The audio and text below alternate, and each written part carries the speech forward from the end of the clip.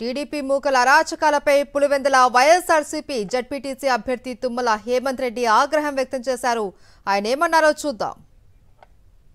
YSR Congress party తరఫు నుంచి మేము పొద్దున్నే తెల్లారుజామున 5కే లేచినాము.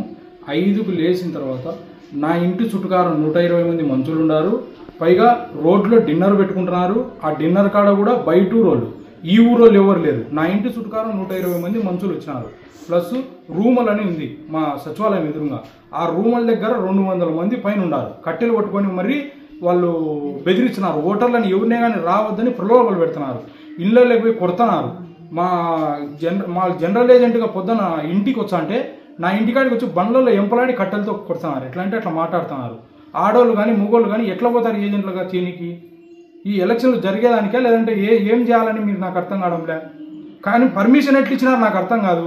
మా ఊర్లో పోలింగ్ బూత్ దగ్గర డిన్నర్ చేసుకోనికి పర్మిషన్ ఏ విధంగా ఇచ్చినారు? ఎవరు పర్మిషన్ ఇచ్చినారు? షేమ్యాలు వేసుకోనికి, డిన్నర్లు పెట్టుకోనికి ఎవరు ఇచ్చినారు పర్మిషన్? మీ అంటే ఎలక్షన్ కమిషన్ ఉందా లేదంటే నిర్వీర్యం అయిపోయిందా? లేదంటే వన్ సైడ్ చేయాలని ఫిక్స్ అయిపోయినారా మీరేమన్నా? ఎలక్షన్ సామాన్యంగా జరిగితే గెలిచేది నేనే, దాంట్లో డౌట్ లేదు. అందరికీ భయం పడింది. ఈ భయం అనేది అందరికీ చుట్టుకుంది. ఇప్పుడు నా పోలింగ్ బూత్ దగ్గర 100 నుంచి 120 మంది మంత్రులు ఉన్నారు. అందరినీ ఎవరు పోయినా కానీ రోడ్లో ఎవరు పోయినా కానీ వాళ్ళని బెదిరించినారు. ఎవడన్నా వచ్చే కాళ్ళు ఎరగొడతాం, కట్టెలు పెట్టుకొని తిప్పుకొని మరీ చేస్తున్నారు.